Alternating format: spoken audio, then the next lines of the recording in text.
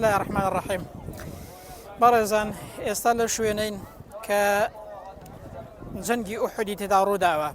إيرا مدينة شاري پیغمبر صلى الله عليه وسلم أو شوينية ك جنگي أحد تدارو دعوة أو مزقوتي كديبين أو مزقوتي شهيد كان أحد كحفتا صحابي پیغمبر صلى الله عليه وسلم ليرا شهيد بوا أو مزقوتا شوێنی ئەو خێمەیە بووە کە مسلمانان ئالێرە هەڵیان داوە بۆ جەنگەکەی ئەوە شوێنی ئەو خێمەیە بوو کە مسلمانان هەڵیان داوە ئێستا بۆتە مزگەوت کاتێک کە جەنگەکە ڕووی داوە خێمەیان ئالێرە هەڵداوە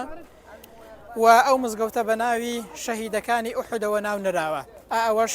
گۆڕستانە کە لەو جەنگەیەدا حەفتا لە هاوڵانی پێغەمبەر صلی الله عليه وسلم شەهید دەبێت ئیمامی حەمزەیان تێدایە ئەو شەهیدانە سيد الشهداء آل ريا أو غوري أو حفتا صحابية كلا جنگي أحد دا شهيد بون بهوش كان دني يكفر ماني بيغمبر صلى الله عليه وسلم مسلمانان أو زيانان لكوت حفتا لصحابة كان شهيد بون بلام خوي پروردگار پاداشتی دانوا آل ريا عبد الله كوري عمري كوري حرام هي كخوي پروردگار راستو خوخ سي لقل دكاكاتي كشهيد دبيت همو أو شهيدانا أو حفتا صحابي بيغمبر صلى الله عليه وسلم غورا كان آل ريا كجنگي أحد تدارو دعوة خوي پروردگار بلطف و كرمي خوي پاداشتي أو صحابان بداتوا ودرجان برس كاتوا للاي خوي وإيمش بگينيت بو صحاباني پیغمبر صلى الله عليه وسلم دبي إما وريا گناه تاوان و شكاندني فرماني پیغمبر بين صلى الله عليه وسلم چونك